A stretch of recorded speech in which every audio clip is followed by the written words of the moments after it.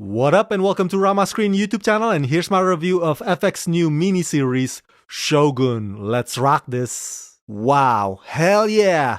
This was my most anticipated miniseries of 2024, and now that I have already finished watching it, the whole thing, the entire 10 episodes, I am happy as a clam because Shogun is everything that I thought it would be and so much more.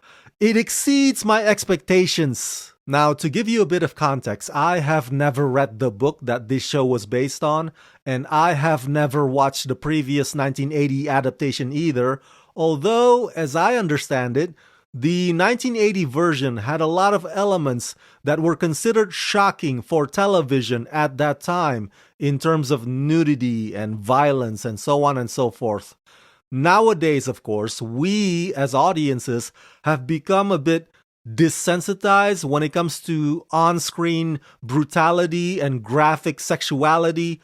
But I tell you this, coming from a fresh perspective, who was not familiar with this story beforehand, but was a fan of all things medieval, I think this new take on Shogun is absolutely bold and raw and vivid and compelling. Okay, a lot of people are gonna quickly describe this show as Game of Thrones meets The Last Samurai, which is fine, but I think that description is an oversimplification of Shogun.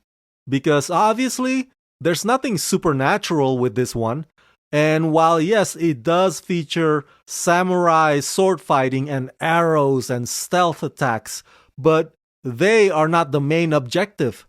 And whatever action that happens on any given episode is designed to be character-driven, meaning it's designed to speak volumes about the political intrigue and the power struggle at hand. Yes, the world of Shogun is vicious and ruthless and unforgiving, but it's also strikingly beautiful, and that is a testament to the artful skills of the production crew. I mean, every little detail is intentionally put together to reach that masterful craftsmanship.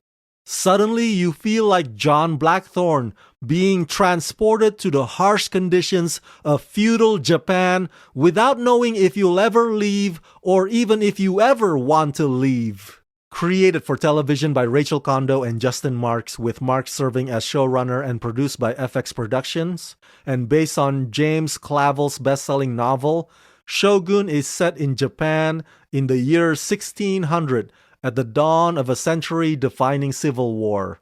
Hiroyuki Sanada stars as Lord Yoshii Toranaga, who is fighting for his life as his enemies on the Council of Regents unite against him, when a mysterious European ship is found marooned in a nearby fishing village. Its English pilot, John Blackthorne, comes bearing secrets that could help Toranaga tip the scales of power and devastate the formidable influence of Blackthorne's own enemies, the Jesuit priests and Portuguese merchants. Toranaga's and Blackthorne's fates become inextricably tied to their translator, Tada Mariko, a mysterious Christian noblewoman and the last of a disgraced line.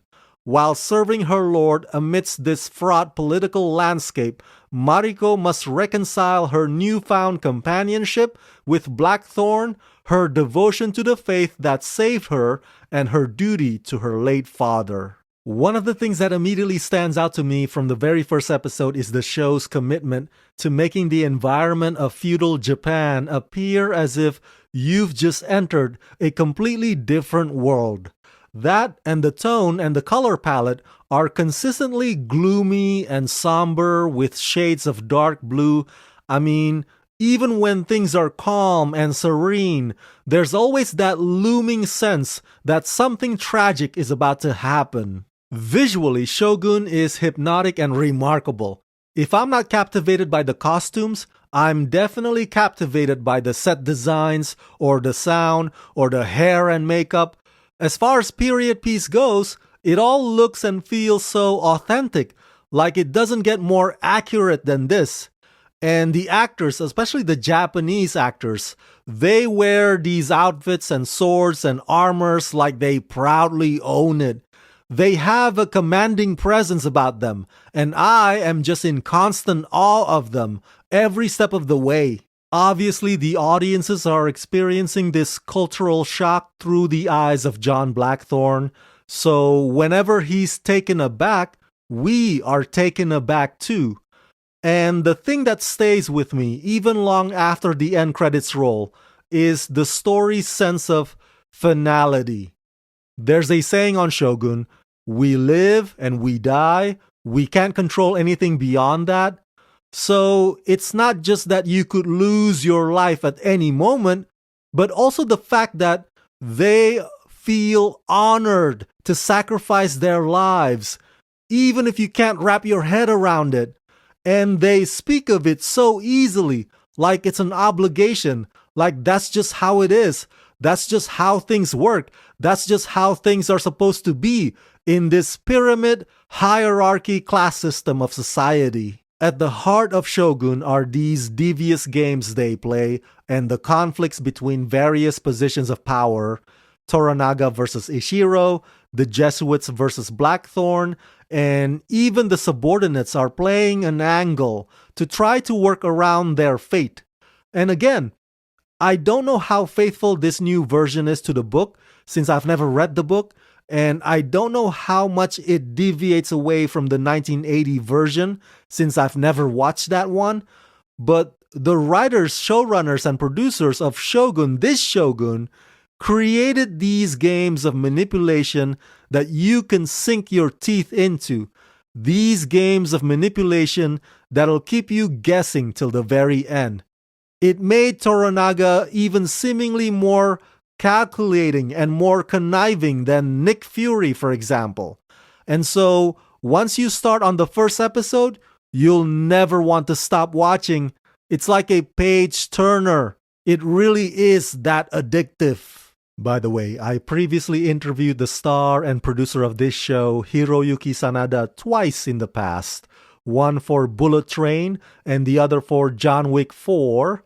So come watch my entire interviews with Hiroyuki right here on this channel, only on Ramascreen YouTube channel. I have long respected Hiroyuki as an actor, and you can tell that reviving Shogun for today's generation was a passion project for him. And Hiroyuki is incredibly stoic and cold as ice as Toranaga. What you'll come to realize as you're watching these episodes is that Toranaga is complicated.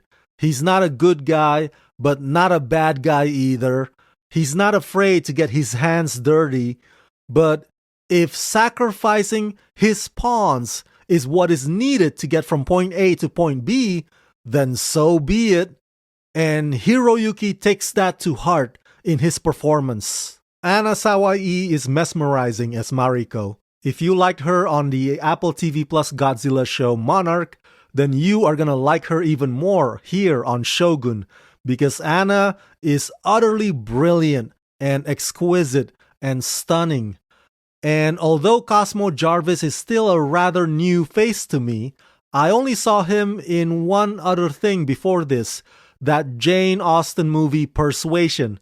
But in this role as John Blackthorne, Cosmo is outstanding. There are times when Cosmo is unintentionally playful when learning the Japanese language or the Japanese custom, like a child studying alphabet for the very first time. But his character arc is one that's full of depth and self-realization, and Cosmo treads all of that with vigor and determination. And I appreciate the fact that the story does not shove the romance down our throats. It's not like they hit the pause button on everything else just for that purpose. The writers treat the romance from the way that it affects Mariko's husband, from the way that it affects Mariko's duties to her lord. And it's fascinating to see Blackthorne trying to assert his Western worldview in terms of women's roles in that society, because turns out he doesn't know all that he thinks he knows. And so the romance and all the aspects relating to that are not shallow, and they are very well thought out, and they are very consequential. One of you guys asked me when I posted my social media reaction a while back if the show mainly focuses on those three characters or if it's more of an ensemble. Well, my answer is the story mostly revolves around those three. But as I implied earlier, the supporting roles also have their moments because they too are playing an angle in order to try to keep their heads attached to their bodies. So the story has lots of moving components, but they are all interconnected. So whatever subplot that may exist, it is there in the service of the other that it is consistently working in tandem with. The pacing is just right. It's very dialogue heavy, very dialogue driven, but never once does the show feel sluggish because the story is highly riveting. So yeah, overall I give Shogun the rating of 5 out of 5. Very rarely do I give a miniseries a perfect score like that, but if ever there was one that truly deserves it, it's this new version of Shogun. Trust me, by the end of it, you will want more, but you can't because this is just a one-off limited series. So enjoy it while it lasts because this is TV storytelling at its finest. So that's it. That's my review of Shogun. Smash that like button. Hit that notification bell. Share this video with everyone you know. Share your thoughts in the comment section below. And as always, subscribe. Let's rock this.